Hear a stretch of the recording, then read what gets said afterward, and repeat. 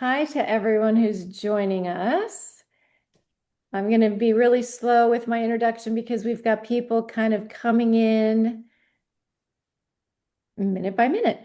And you'll hear the little recording. If you don't want to be on camera, you can just hide yourself. But welcome, welcome. Thank you so much for joining us.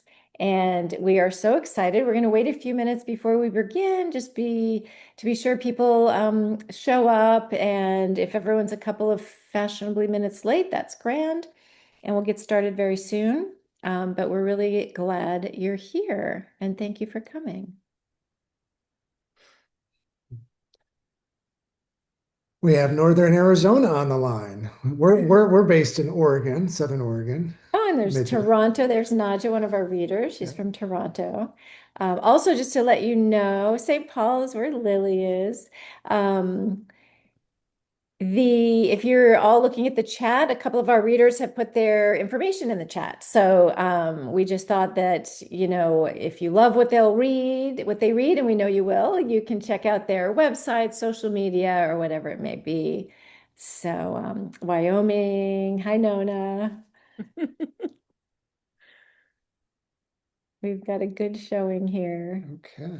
We'll remind everyone who's joining us just to mute yourself so that the readers are uninterrupted.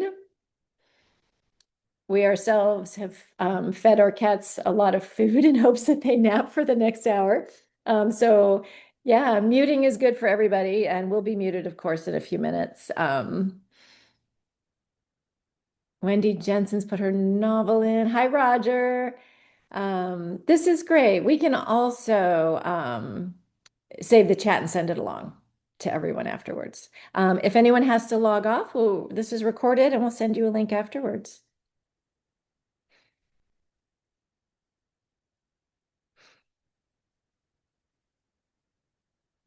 I was also going to say, I recommend for those of you who are joining us, the speaker view is great because then you can focus on the speaker when that person's reading. That's what I love to do when I'm listening to a Zoom reading.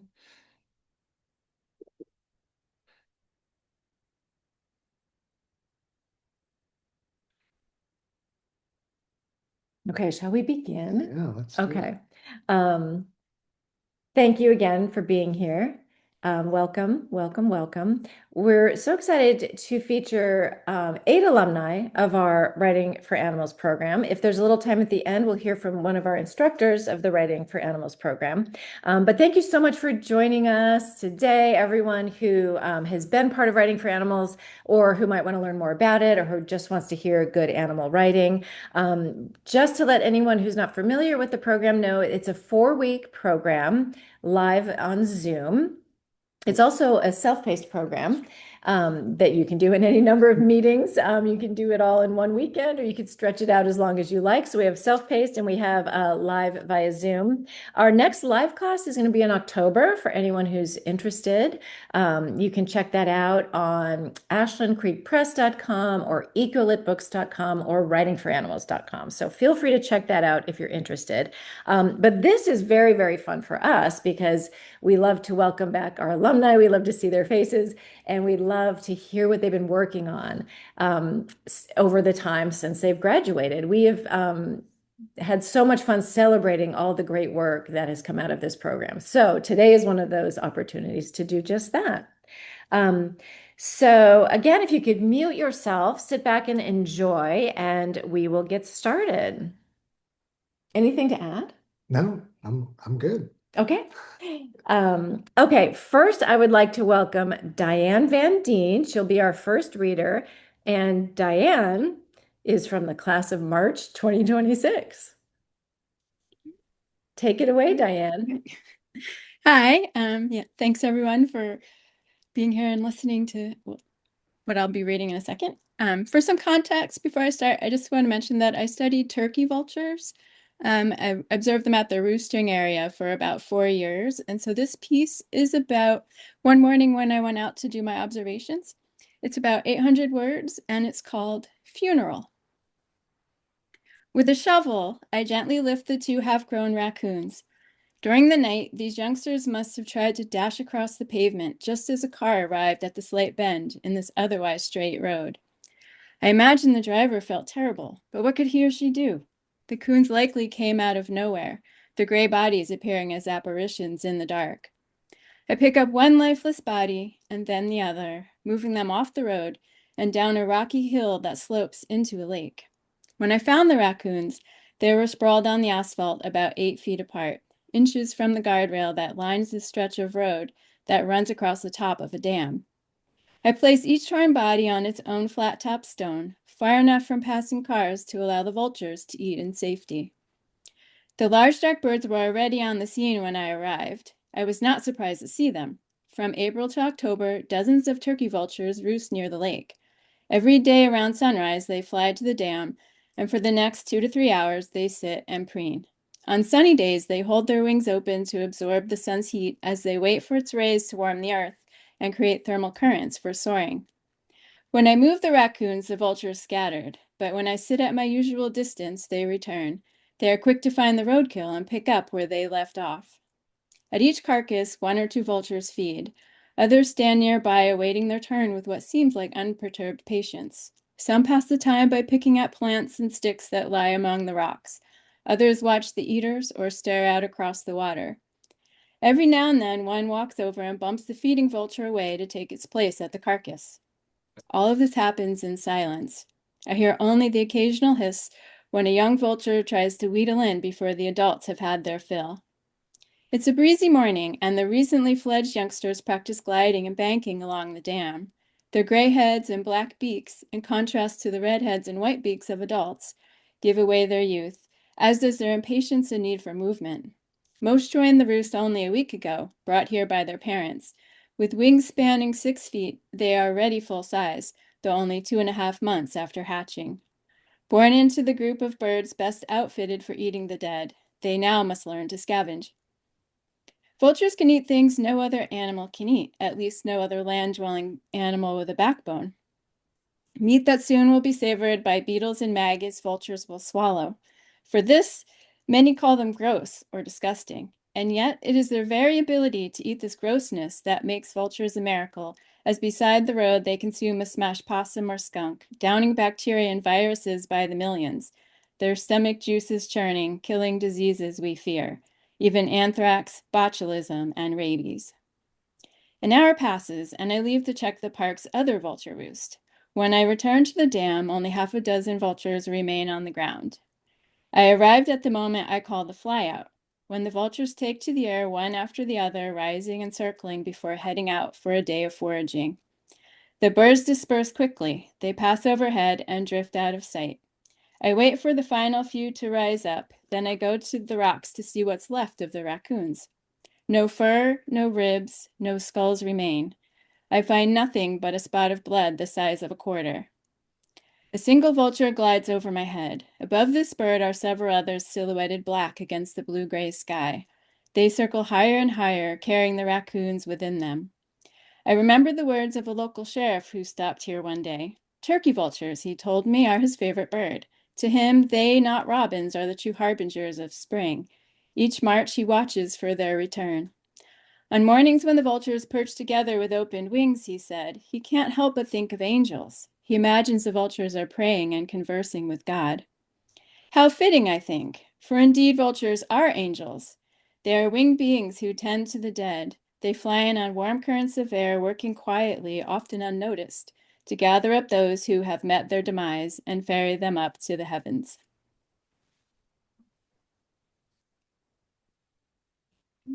Thank you, Diane. I know I'm looking for my react button too. There it is. There's the heart. Thank you. I too have such a fondness for turkey vultures. Thank you so much. I'm going to move right along and we can chat more about what we have time for at the very end. But thank you so much. And now I would like to introduce Judith Barrington from the class of March 2026. Hi, Judith.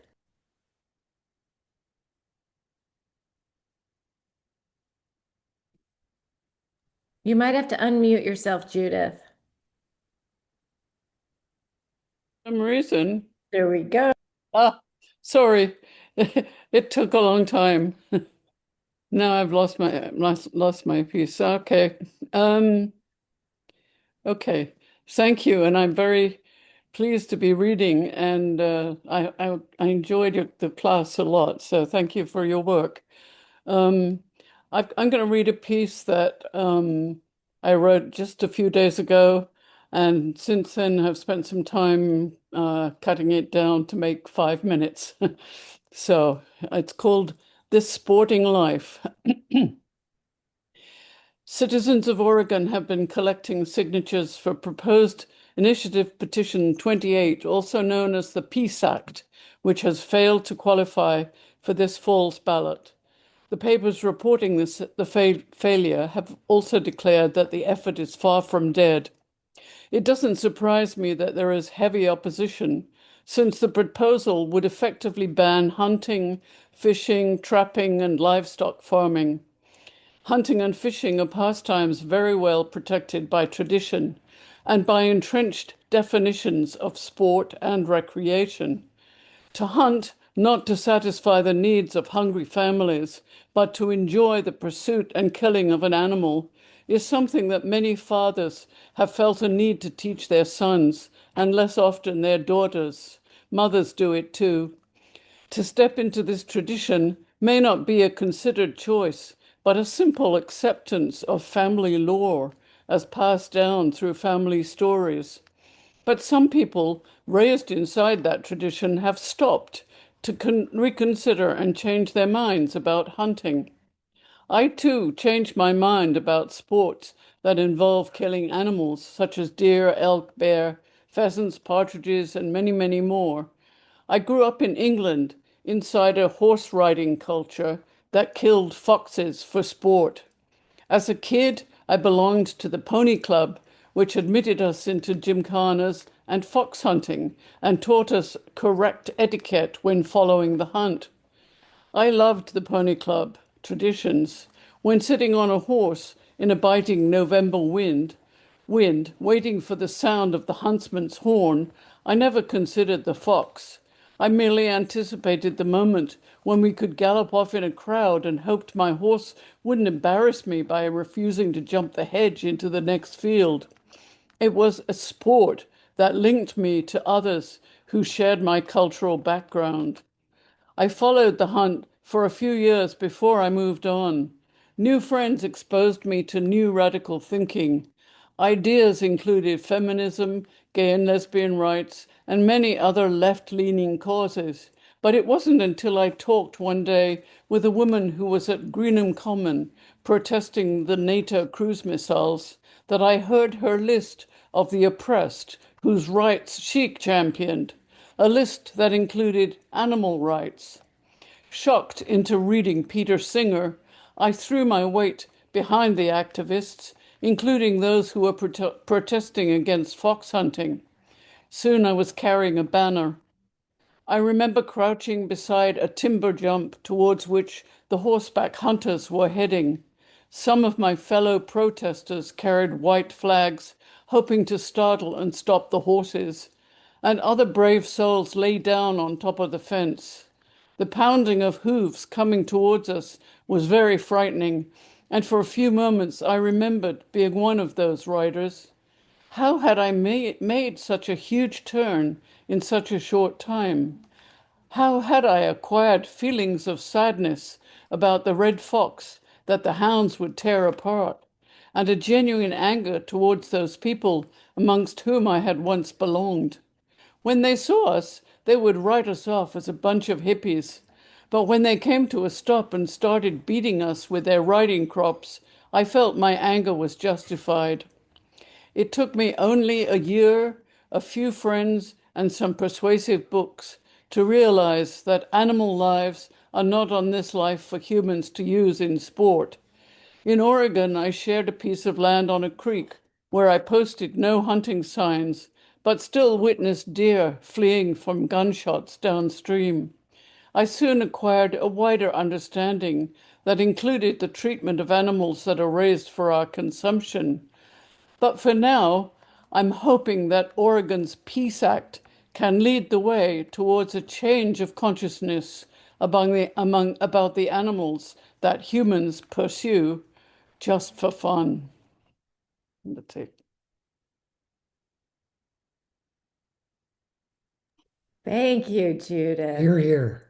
Thank I you. am so glad you wrote about that. That has been news, and that, yeah, thank you. Wonderful. Okay, next up, I would like to welcome Lily Gardner from the class of April 2021. Wow, I wasn't sure which month or year it was, so that was so long ago. It's so great to be here. I'm putting my links in the chat. Thank you so much, Don and Midge, for hosting this. So I am Lily Gardner, I'm a writer of prose and screenplays, including a comedy web series called Vegan Please, and we are filming new episodes right now, so stay tuned. But today I'm going to read not comedy. This is from a new creative nonfiction piece that I'm working on. It is an essay in fragments called Animal Eyes. And this piece has kind of become, it's like kind of an answer to the why did you go vegan question, because to me that answer is really a patchwork of a lot of experiences that have built on each other throughout my life rather than like one short and simple answer, which is what people usually want when they ask that question. So I'll just read the first 4 sections. Animal Eyes. 1. When I was a little girl, my favorite place to visit was my aunt and uncle's farm. I lived in the city where the houses were close together and all the neighbor kids played in the narrow street between them, so driving up the dusty driveway to my aunt and uncle's vast property was like arriving inside a fairy tale. From their farmhouse, I could see the rolling green land spreading all the way across the world until it touched the blue sky, without a single building between me and that magical horizon. In their yard, a gigantic trampoline could send my cousins and I flying weightless into the sky, as high as we could ever want to be. There were endless rows of corn stalks taller than our parents that my little sister and I could race through until we wore ourselves out. And there was a real barn with real hay in it, where we could venture, carefully, into the cool shadows. Here we could visit the big cream-colored pigs, and sometimes, if we were lucky, a wriggling pile of shiny pink piglets, oinking, oinking, oinking, their little tails curling in the dark like question marks. 2. Before she married a pig farmer, my aunt grew up in a small house in the Minnesota countryside. She was one of 9 children, the youngest of whom was my mother. Their father, while he was known to be hot-headed with people, was what they called a big ol' softy when it came to animals. One night in the 1970s, my grandfather took in 2 baby sheep that a friend working at the stockyards had hidden. The newborn lambs had been an inconvenient surprise on the truck of animals on their way to slaughter, and the friend had been tasked with clubbing them to death. He discovered he had too much of a heart to do it, so, risking his job, he hid the tiny lambs, and he called my grandfather to come and take them. This is why my mother, a lonely junior high outcast at the time, fell asleep every night to the soft pitter-patter of little hooves dancing across the floor of the house. Decades later, when I was in junior high, this must have been the reason why we lived with so many animals in our city life. Shelter dogs, stray cats, a guinea pig with deformed feet, and anyone who ever looked at my mother with those eyes. You know the eyes I mean. 3. In the years after my parents divorced, my mother made it her mission to take my sister and me on a big road trip every summer. She would always pull over at the sight of cows, which we would always see because she always took the roads that passed them, and they'd always be gathered at the limits of their enclosures, staring out at the highway like they were observing some kind of alien planet unfolding before them. My mother would pull over to the shoulder the instant she saw them, lurching the car to a halt. "Cows! Cows!" she'd shriek to my sister and me, 2 teenagers who just wanted to get to where we were going. My mother wouldn't waste any time on convincing us to care. She'd already be out there talking to the cows. And they would listen. Their ears were tagged and their eyes were huge, and their tails swished the flies off their hot backs. "Hey, buddy," my mother would say, looking at them through her digital camera. She'd take so many pictures. Later, she would paint them, setting the cows free on the canvas by omitting their tags, removing their fencing, changing their backdrop, and allowing them the stature with which the art of oil painting graces all of its subjects. I waited in the car not because I was uninterested in the cows, but because I was uncomfortable being subject to their gaze. I didn't like how it felt to be looked at so unabashedly. The only world they saw was the true one, and how embarrassing it was, my teenage self thought, to be seen as a human. How embarrassing to drive around in a little lime green car, wearing an outfit, stopping to take pictures of animals who only watched us back, waiting to see what we would do next. 4. When I was 20 and living in New York for music school, I competed in a major piano competition. The competition was supposed to launch the concert pianist career I'd been dreaming of since childhood. I'd been preparing for it for 2 years, practicing up to 9 hours a day. In the middle of my performance, I froze, forgetting the notes and angering the impatient Juilliard professor who was the head juror. I bowed, shaking, to pitying applause while I held my tears back, then changed out of my gown and into my jeans. I left that fancy building on East 65th Street like it was on fire. And without thinking about where I was going, I walked straight past Fifth Avenue to the Central Park Zoo, where I found myself looking at a goat on the other side of a black fence. We stared at each other for so long that any tourist could have seen how clearly neither of us belonged there.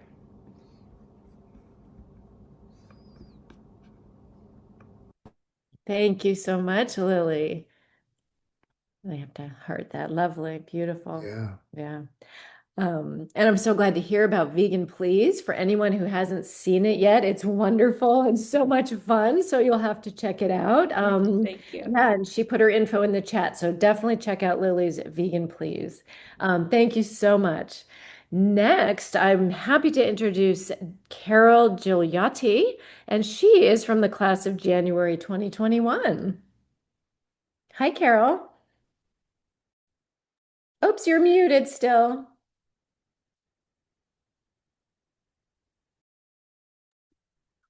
Okay. So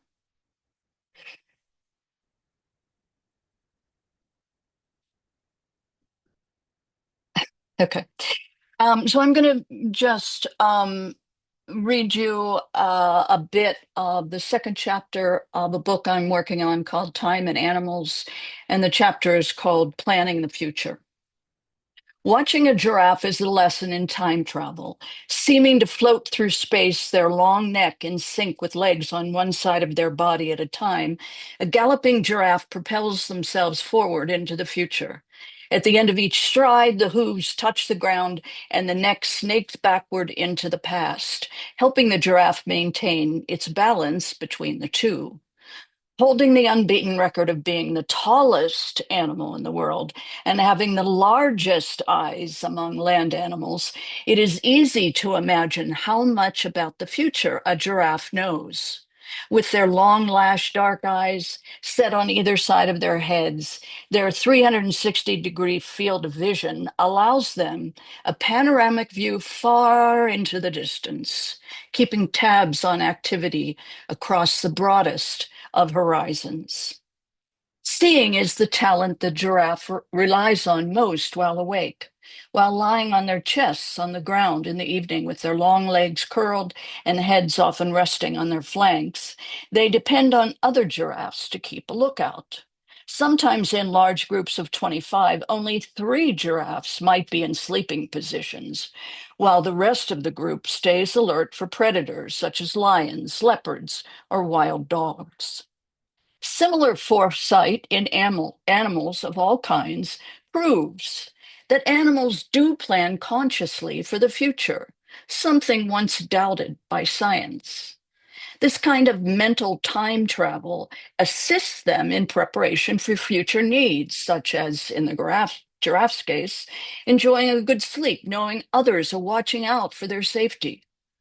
Animals may cache food or relocate to an area where that particular food is available. And most importantly, both remembering where predators might be and planning for a different route is advisable in ensuring one's future. The future of giraffes in the wild, however, is an ongoing worry. They have lost 40% of their numbers in the past 30 years in what is called a silent extinction, a previously undocumented loss of diversity in a species, causing what seems to be a sudden loss of that species in a local area. Habitat loss, poaching, human conflict, and of course, climate change contribute substantially to their decline.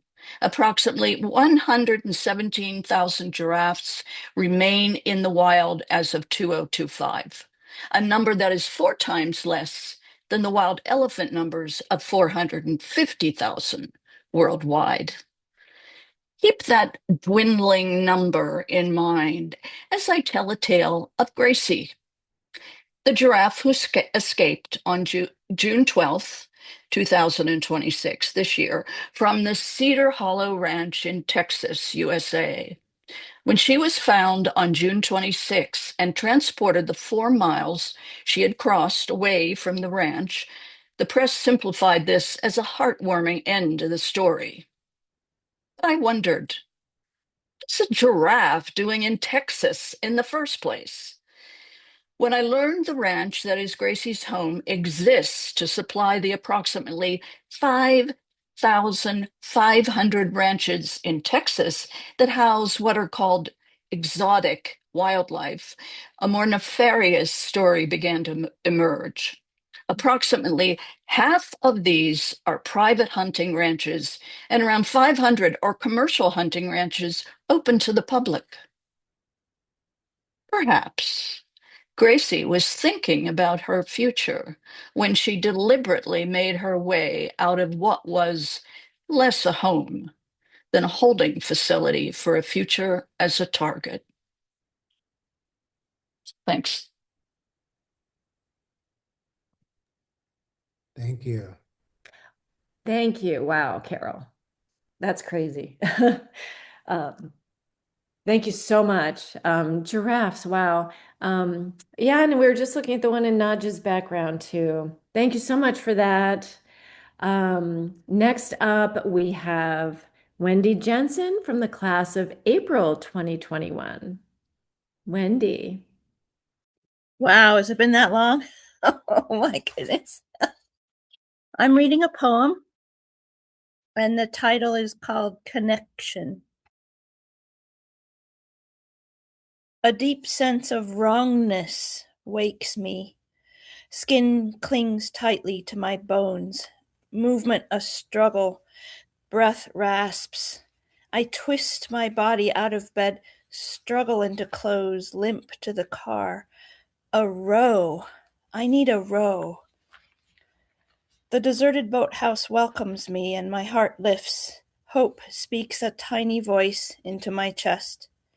My oars mark my place on the dock. My shell lands firmly on my shoulders, a long-lost love. We breathe a sigh as she settles into the arms of the river. The red-eyed vireo's lilting notes match the river's lapping as I ready my oars and settle carefully in. The redolent aroma of river life caresses my cheeks. The soft breeze catches its breath as I lift my oars. Could these wings carry me away, release my tightly twisted inner darknesses? A pause, wings spread to gather water between, my skin coming alive, prickles. A gasp as I pull fiercely. The shell leaps into the current. Together we release ourselves from the land. I can almost hear the sudden separation. We fly up the shining river, cresting each wind-lifted ripple. We are the heron as she peers into the water, searching for fish shadows. We are the loon who floats gently, baby's small fluff balls bubbled over her back. We are the sparkling sun curving over the shell's wake, shining points of light. We are nourished by the splash of cool droplets on my hands. My breath released, now a celebration. My soul merges with this world. I had nearly lost myself, forgetting where I belong, my world. The memory of our brief separation, a grief I can set down now for a while. I turn to ride the river home, bringing its peace with me like a well-worn blanket. The world beyond my skin has welcomed me home again. Lovely. Thank you. Thanks so much, Wendy. Thanks for letting me read. It's wonderful to know that so many of you are from the class of 2021. I love this. I just love that you're still here, you're writing, and you're showing up to share your work. This is fantastic. So next up, we have Veronica Noshel of the class of April 2021. Hi, Veronica. Wow, I really didn't realize it was that long. I surely thought it had to be more recent than that. All right. I'm going to read a poem. Let's see. And if we have time for two, that's great. But I'm going to read the long one first. So, or the longer one. Each nick to the heart is a fatal wound. My arms feel so empty. I stand 12 pounds short, a little dog less. I guess losing 2/3 of a pound of flesh per year should be a bargain. That and just a small sliver of muscle cut from my heart that will never grow closed. A tiny bit extra thrown in like a tip for your server. Death is always demanding a little more than its due. It taps its foot and sighs loudly, even as we gasp our goodbyes. So now I'm going to write this down, make 1,000 copies, and hand them out like tragic none of your business cards. Because every time I'm asked where you are, I feel my faith in pure, reckless joy dying in my arms again and again. I hear it crying out through your death rattle, shivering under the crushing weight that presses life from your lungs as you claw at the walls and unconsciously bite at the escaping air. It's the sound you make as you claw at bleeding bits of your own muscle in a desperate fight to remain, even as you're dragged down, sinking hopelessly away. It's a literal fight to the death. You do that to stay with me, or because samsara sucks you out and leaves you shivering on the blood-slick floor. And that's how your life begins again, plopped into a world you'll no doubt need rescuing from. Again, humans take advantage of naive little animals. Statistics show you'll be caged among the other confused, abandoned, and lost. It's how we give shelter, the best way we know how. If you're lucky, you'll be caged with good intentions, but we'll also cage you for sale, for convenience, for science, for money, something you'll never fully understand, and I hope you never have to try.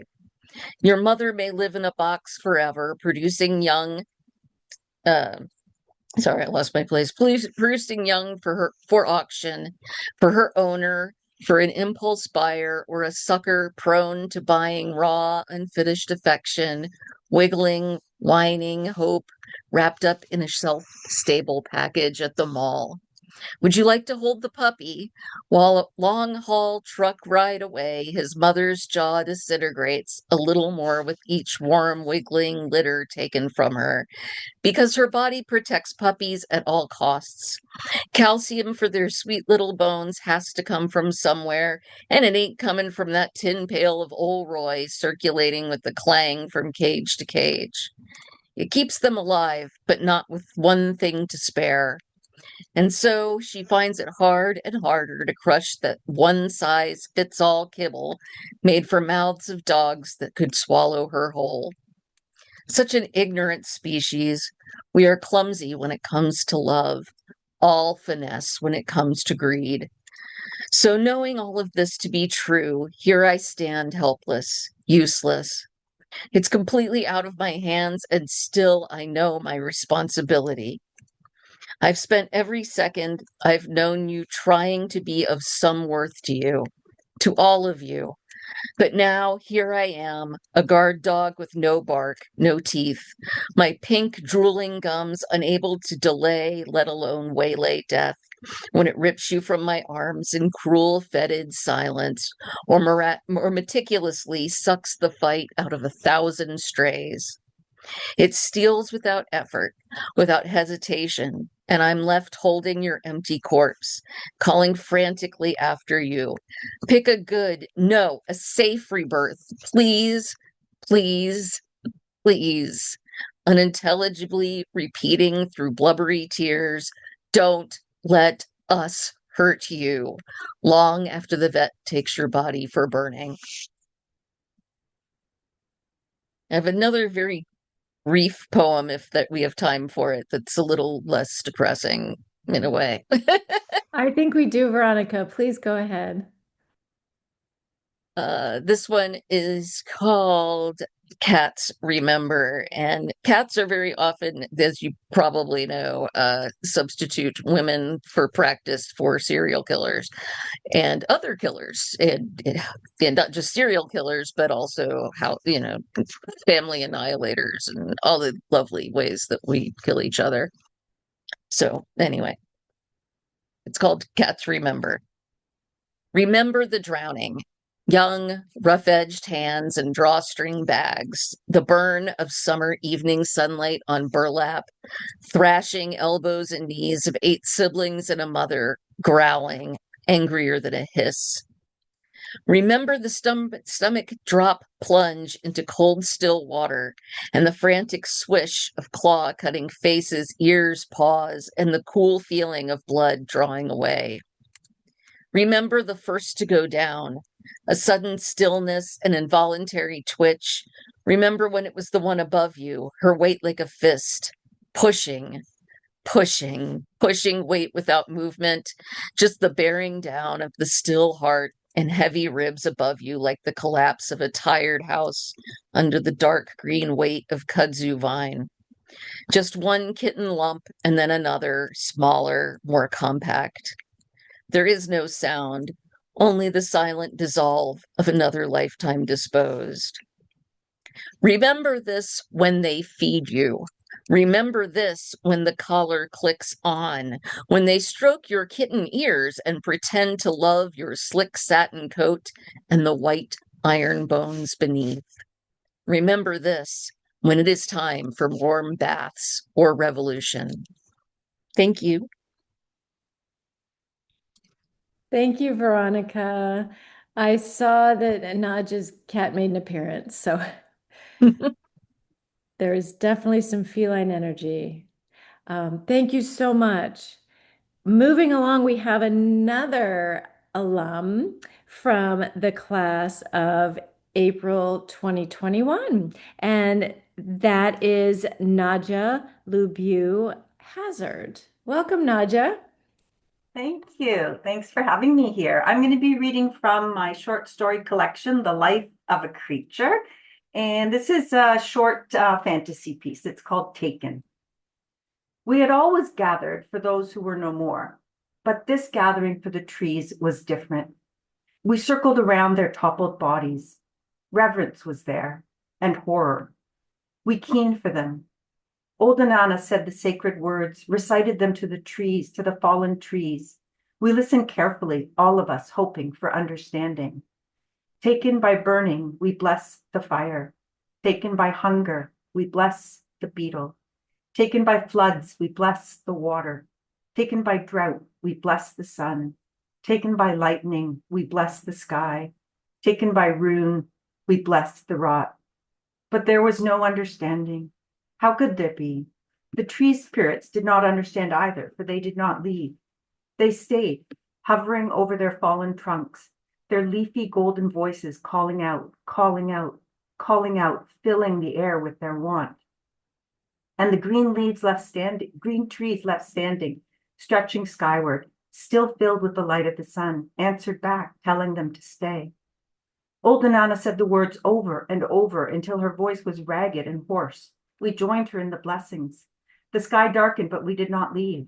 We blessed the trees and all that they had been and all that they would be. We reached out to the tree spirits, tried to lift them skyward, but they would not go. They could not go because what had taken them? What was the blessing for their leaving? Then Inanna stopped. We all stopped. We waited. When Inanna spoke again, the sun was already trying to bring light back to a new day. Her voice was strong, as steady and solid as the trees that stood around her, the trees still living. Taken by horror, we blessed the monsters. We shuddered. The spirits listened. Inanna called out again and again. The spirits, they were still. We all joined the calling, and the green spirits rustled and whispered, their leaves touched by a wind that did not blow. Taken by horror, we bless the monsters. So it was that the spirits understood and took their leave. Afterwards, one of our young ones called out, "But what is a monster?" There was shuffling of feet and wings, murmuring, then a hush. We thought Anana might answer, but it was a young one who spoke, one so new that his body shimmered with translucency, though his hair was solid and silver, braided with green and gold leaves. They are like bad secrets coming out. They tell stories, but no one wants to listen to them. We nodded our heads in understanding. We had not seen the monsters, but we saw what they portended. The trees were not the only thing taken during the Great Change.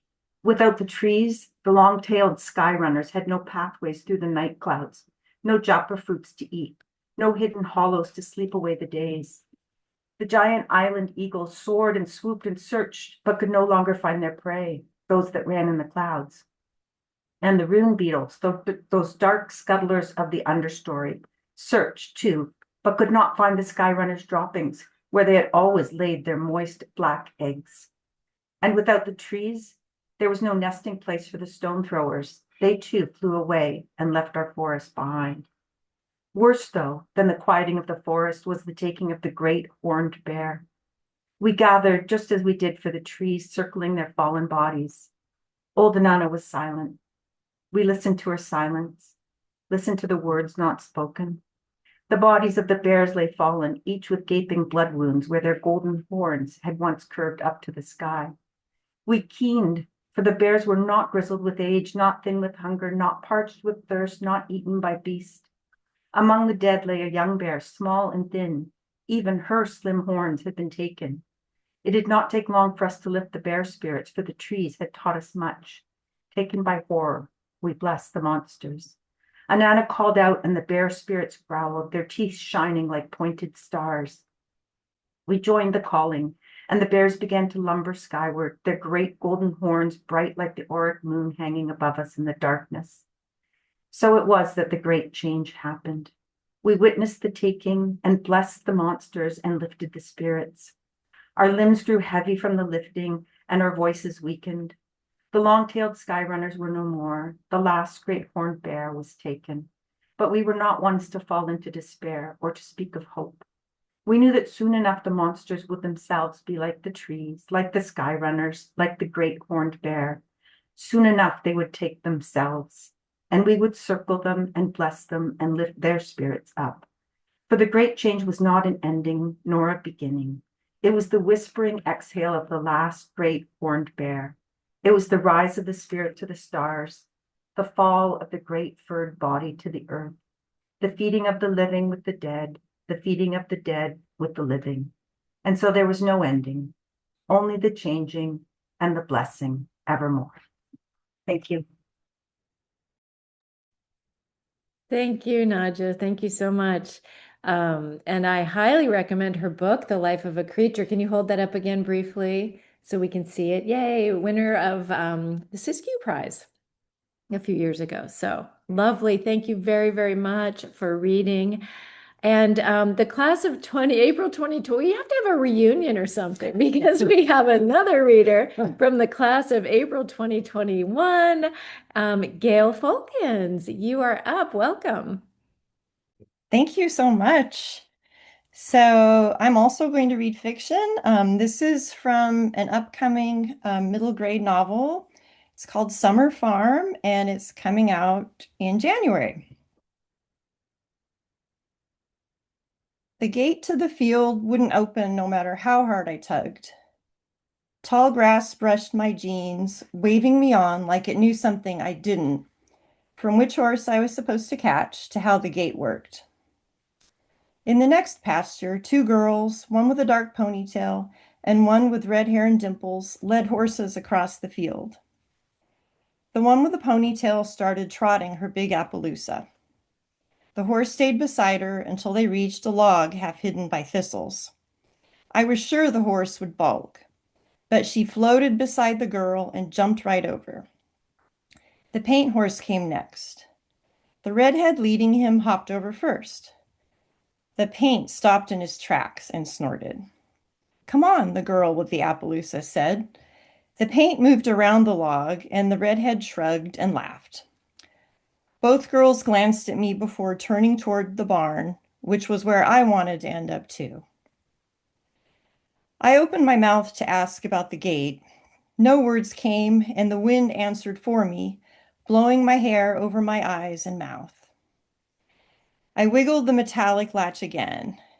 It clicked and rattled until the gate gave way and invited me in, like I hoped those girls might one day. The small herd of horses in the field didn't look up. I was supposed to find a chestnut named Dusty with a white blaze and socks. He was the horse farthest away, grazing between a bay and another chestnut. I passed the herd with their flicking tails, their noses buried in late spring grass. Approaching from the side rather than head on, I sidled up to the big chestnut. A robin hopped between the fence posts and flew away the closer I came, but not the amber horse, who eyed me and let me loop the halter around his nose and ears. He followed me in slow steps, taking his time to figure out who this short, self-conscious girl was and how I fit in here. Horses had been my idea. My parents, worried about the cost and safety, hadn't warmed up to it. Our backyard was too small for horses, and boarding them was expensive. Mom had been the one who agreed to a lesson now and then if I worked to pay them off, a compromise I realized was better than a flat-out no. The chestnut's tail swiped to the side, flicking my arm. A bigger horse than those I'd ridden in other barns, he had legs long as mine and a back so tall I couldn't see over. I stood beside him and clucked a little to make him move, to convince both of us this was a good idea. His white nose twitched, almost rabbit-like. Another cluck to Dusty, and I walked forward like I meant it, with my steps focused and eyes straight ahead. Dusty, letting out a bored, hoarse sigh, stayed patient when I struggled with the gate latch to make sure it closed behind me. His pace stayed slow on our walk to the barn, where I saw the two riders I'd seen in the field were already there. The ponytailed, black-haired teen in tall boots and perfect posture led her horse to the cross ties with the redhead, whose dimples deepened when she laughed, right behind her. I took a cautious step into what clearly seemed their space and tried not to think about my jeans bunched around the tops of the tall rubber boots I wore. Dust and bits of hay floated above me. I was 14 years old and in between who I was and who I wanted to be. Confident at school, but awkward in other ways. Too uncertain for team sports, though I ran cross country sometimes. Living in a valley of open spaces peppered with farms, horses were all I saw. Thank you. Oh, thank you. Thanks so much, Gail. Oh, you. okay. So we have John Yunker up next. You're just going to read, I'm going to let you introduce it, but John Yunker is an instructor, so y'all know him. No Yeah, intro that- needed. And I'm not going to mute you. I went to mute, but no. Thank you. This is from a work in progress, a novel about Dr. Ivan Pavlov, is who I'm sure most of you, all of you have probably heard of and have an idea of what he did as a scientist. I actually thought I knew what he did, but as I've done a lot of research, I realized I didn't know much at all. And in many ways, he is the father of modern animal testing. And I think his legacy is what we're still dealing with today. So I wanted to write a book about him, written from the perspectives of those around him, his wife, his assistant, and most importantly, the dogs. So this is a brief excerpt from one of the dogs, and the name of an actual dog who lived in the laboratory. His name is Druzak. This morning, the bearded man called Dr. Pavlov has not yet made an appearance, but the experiment is underway. Food is placed in front of me, a white bowl of raw meat. I eat with abandon, and soon I can hear plunks of food landing in another bowl positioned just below my neck. The meat falls through a hole that Dr. Kaizen created in my throat 3 weeks ago. And though I know by now that this food will never reach my stomach, I cannot stop myself from eating. Perhaps this is what they are trying to decipher, the overpowering hunger instinct that lives within us all. If so, I am the perfect candidate for this experiment. Before the Institute, my life was hunger. Wandering the streets of St. Petersburg, I fought for scraps behind restaurants and bakeries and abattoirs, and I bear scars on my neck from every dog who tried to take food away from me. Now, food is plentiful, if not always nourishing. I am warm and safe at night, enclosed within my cage next to my fellow dogs. I am no longer hiding in the shadows. I am the center of attention. After a few minutes, I have wiped the bowl clean with my tongue. I smell an acidic mixture of meat and bile. I am fastened in place by leather straps and ropes around my neck, abdomen, and legs. My handler picks up the odorous tray, and from my right eye, I watch as he places it on a scale and makes notes on the clipboard. I have a new handler today, a man they call Nikolai. He is younger than the other men, his face free of beard and his white smock stretching from his ankles to his neck, crisp and unblemished by food or blood. My stomach growls, but I know that soon he will insert a tube down my throat and I will at last have food inside of me. And then he will carefully remove the bandage covering my stomach, revealing an opening that Dr. Kaizen made just last week. The skin on my stomach around the protruding tube is raw and stings at times, but I have gleaned from the reactions of Dr. Pavlov and Dr. Kaizen that something miraculous has occurred. They have divided my stomach into two. The larger half digests the food, while the smaller half produces juices they collect and carefully measure. Such joyous faces I see when my handler holds up a glass vial with clear fluid for all to see. I listen closely to everything they say and have learned that I was the 17th dog to undergo this Pavlov stomach procedure. I was the first to survive. Yeah. Yeah. Yeah, sorry. It's that is based on real dog and real procedures, sadly. Yeah.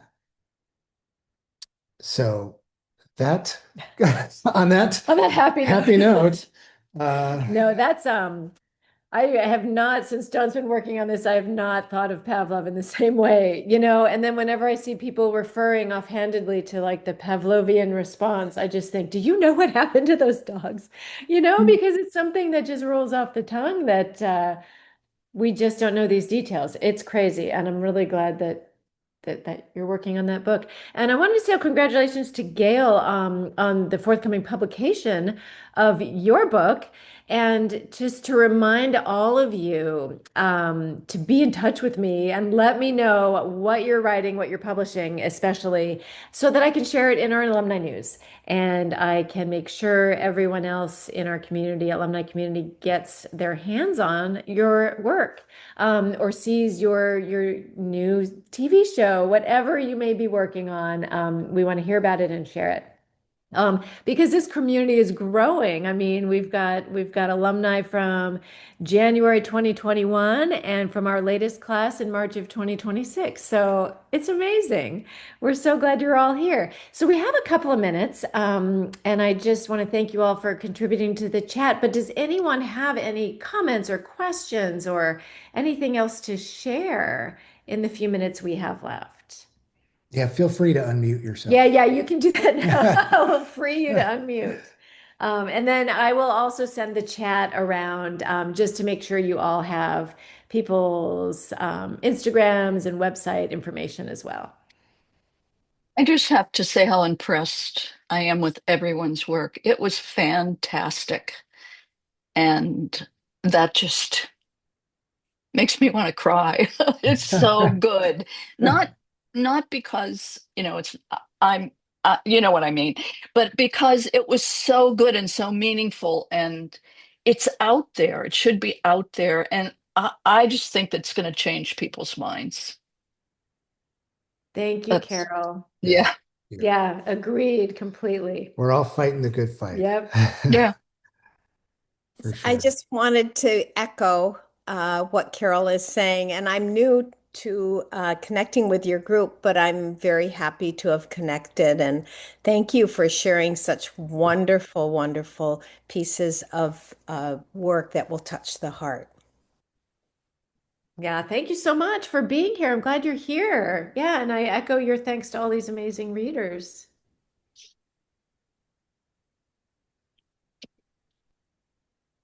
Anyone else have exciting news to share about your work? Any other readings upcoming or things we should look out for? Well, we'll definitely keep you posted in the alumni newsletter. And also, do let us know if there's anything else you want to see in the alumni newsletter. I'm always coming up with like fun writing prompts. I hope they're fun. And then I'm always finding animal stories and news. But whatever you have to share, just put it on my radar because I certainly can't read everything. So if you read something interesting about animals, and want to share it, please do. And I'll include it in the newsletter. I always love the book reviews that you do. Yeah. Oh, Mm. great. Oh, good. It's Ecolit. Yeah. Yeah, Ecolit books. Yeah. And send us book recommendations, Yeah, I've got a get couple new pitched, ones here. we get pitched a lot by publishers, but we miss a lot too. So yeah. And I love the recommendations for submissions. That's very helpful. Oh, right. Yeah. Right. Great. Yeah. Thanks for that Yeah, feedback. I've been doing a fair amount of submitting myself recently. So yes, I'm trying to Yeah. keep that list up to date. Yeah, we do a lot of it. Yeah, Nona. I have a quick thing if we have enough time. I was on a Zoom event put out by the Land Ethic at the Aldo Leopold Center, and I discovered John Muir Laws. I told Midge and John Yunker about this, and I completed my nature journaling educator certificate coursework and applied for a grant from the Wild Wonder Foundation. And I was awarded a grant, 21 people around the globe. So I'm going to start a nature journaling club, and it's such a great companion to nature and animal writing. So I'm really excited to do that in the little town where I live of 7,000 people.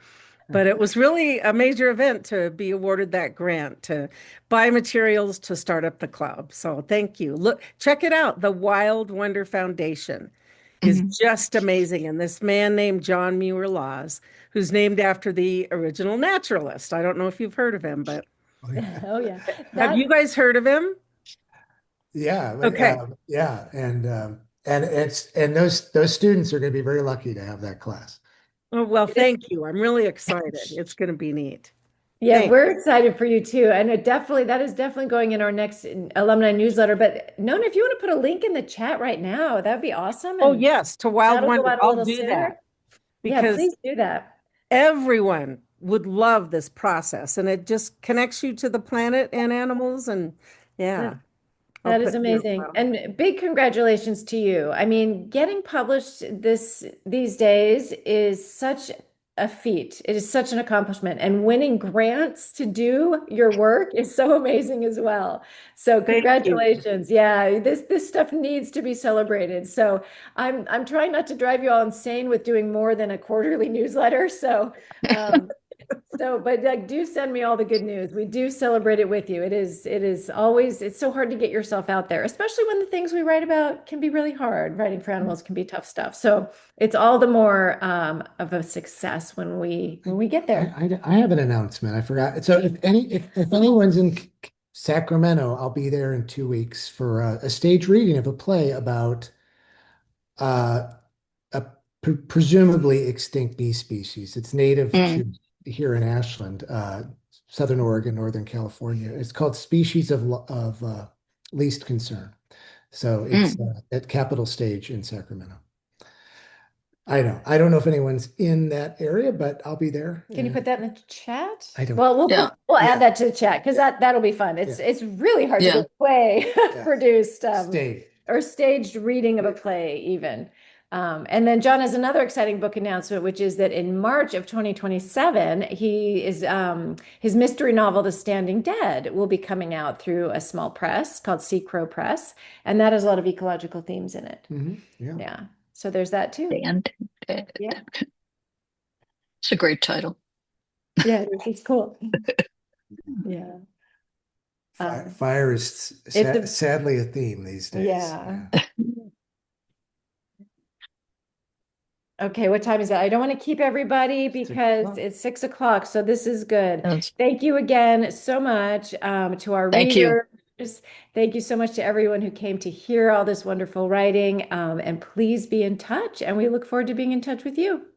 Thank you. Have a great rest of your week and a great evening. Bye. Good night. Bye. Thank you.